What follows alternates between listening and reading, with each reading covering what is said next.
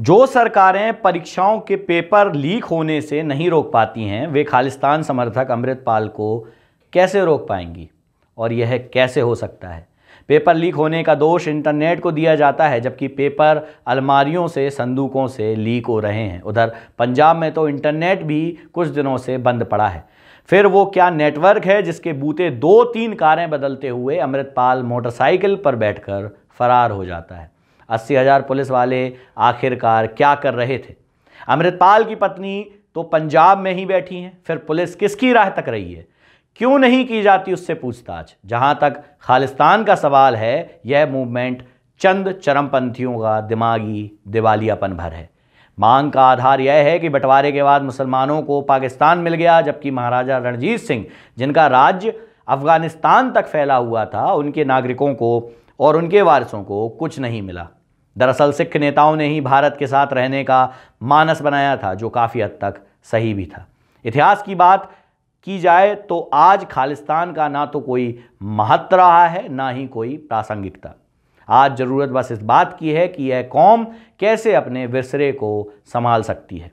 आखिरकार इस कौम को भारत में रहते क्या नहीं मिला, जिसके लिए कुछ चरमपंथी अपना खुद का देश मांगना और मांगने पर तुले हुए हैं। राष्ट्रपति, प्रधानमंत्री, सर्वोच्च न्यायालय के मुख्य न्यायाधीश, तीनों सेनाओं के सेनाध्यक्ष, रक्षा मंत्री, विदेश मंत्री, रिजर्व बैंक के गवर्नर, चुनाव आयोग के मुख्य आयुक्त और कई राज्यों के गवर्नर भी इस कौम के बाशिंदे रह चुके हैं। महावीर चक्र, परमवीर चक्र पाने वाले रणबांकुरों की तो इनकी गिनती ही नहीं है। आज खालिस्तान के नाम पर कहने को इन चरमपंथियों के पास केवल पंजाब है, लेकिन पंजाबी कौम तो इस देश की रग रग में बसी हुई है। जिस राज्य में जाइए वहाँ यह कौम सिर उठाकर खड़ी नजर आती है। मतलब उनका निवास पूरे देश में है और वे वहाँ गर्व के साथ रह रहे हैं। उनकी यही कर्म भूमि है। आखिर कोई खालिस्तान बनाकर कौम के लोगों को अपने ही देश से बेगाना करने की बात सोच भी कैसे सकता है?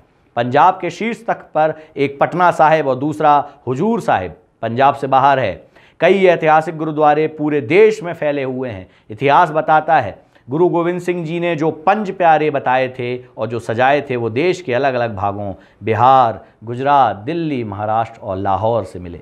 इनमें कोई जाति भेद भी नहीं था।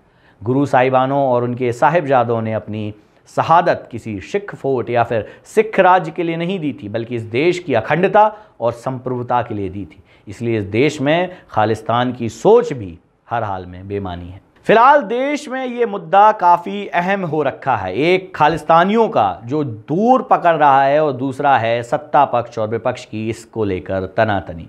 खालिस्तान के खिलाफ पंजाब में अब सख्ती दिखाई दे रही है। अब तक समझा जा रहा था कि सरकारी स्तर पर ही ढील बरती जा रही, लेकिन अब ऐसा नहीं है। खालिस्तानी अमृतपाल को पुलिस तलाश रही है, उसके कई खास समर्थक भी पकड़े जा चुके हैं। हैरतअंगेज घटना यह भी है कि इधर पंजाब में अमृतपाल पर सख्ती होते ही उधर लंदन में भी भारतीय उच्चायुक्त पर लगा तिरंगा हटाकर वहां खालिस्तानी निशान का झंडा लगा दिया गया। हालांकि स्थिति तुरंत ही संभाल ली गई और तिरंगा वापस शान से फहराने लगा, लेकिन खालिस्तानी तो अपना कारनामा दिखा ही गए।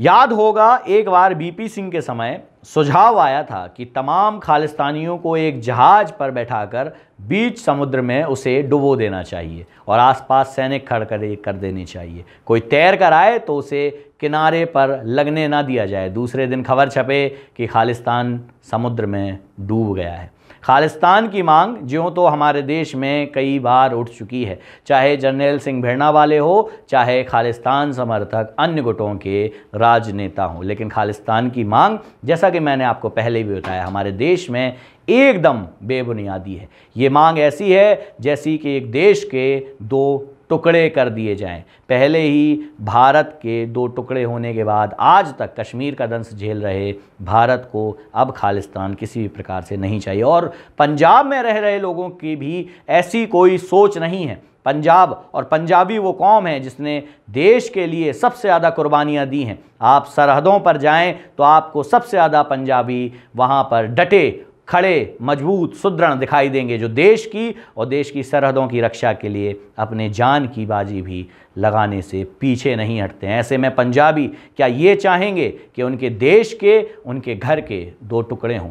पंजाबी वो कौम है जो अपने पूरे समुदाय, अपने पूरे कुटुंब को साथ लेकर चलते हैं। गुरु नानक की बाणी और गुरु गोविंद सिंह के तेज के साथ पंजाबियों ने इस देश को सुदृढ़ और मजबूत बनाने के लिए हर संभव प्रयास किए हैं, और आतंकियों के और जो इस प्रकार की बातें करते हैं जिससे देश को या उनके किले को नुकसान होता था, उनके गले काटने और अपना गला कटवाने में भी कभी संकोच नहीं किया है। गाहे बजाए 2-4 लोग ऐसे होते हैं हर समुदाय में, हर देश में, जो आतंकियों की तरह बिहेव करते हैं, जो खालिस्तानियों की तरह बिहेव करते हैं, जो नक्सलियों की तरह बिहेव करते हैं, और ऐसा करने के बाद वो ये सोचते हैं कि पूरी कौम, पूरा समुदाय, पूरा देश उनके नक्शे कदम पर चलने लगेगा। लेकिन ऐसा नहीं होता है। ये सब कोरी बातें, कोरा झूठ, कोरा सच होता है, जो उनके वहम के तौर पर आखिरकार सामने आ ही जाता है, चाहे वो जर्नैल सिंह भिड़ना वाले हों या फिर अन्य कट्टरपंथी। ओसामा भी ऐसा ही सोचता था,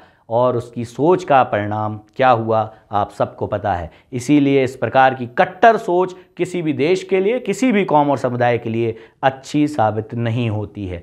देश पंजाबियों का है, पंजाब देश का है, और भारत में हम सब एक दूसरे के भाई भाई बनकर ही रहते हैं। हमारे देश में हमेशा बोला जाता है हिंदू, मुस्लिम, सिख, ईसाई भारत में हैं सब भाई भाई। तो अमृतपाल जैसे कुछ लोग जो इस देश को तोड़ने का काम कर रहे हैं, वो कभी भी इसमें सफल नहीं होने वाले हैं। और हमारी भी आपसे यही अपील है कि ऐसे लोगों से और ऐसे व्यक्तित्व वाले विचारों से आपको दूर रहना ही उचित है, जो ऐसे देश को तोड़ने की और समुदाय को भ्रमित करने की बात करते हैं, चाहे वो किसी भी समुदाय के हों, चाहे वो हिंदू धर्मगुरु हों, मुस्लिम मौलाना हो, या सिख खालिस्तानी चरमपंथी हों। इनसे आपको दूर रहना चाहिए, और अपने आसपास के लोगों को भी ऐसे लोगों से और ऐसे विचारों से दूर ही रखें। बहुत बहुत धन्यवाद।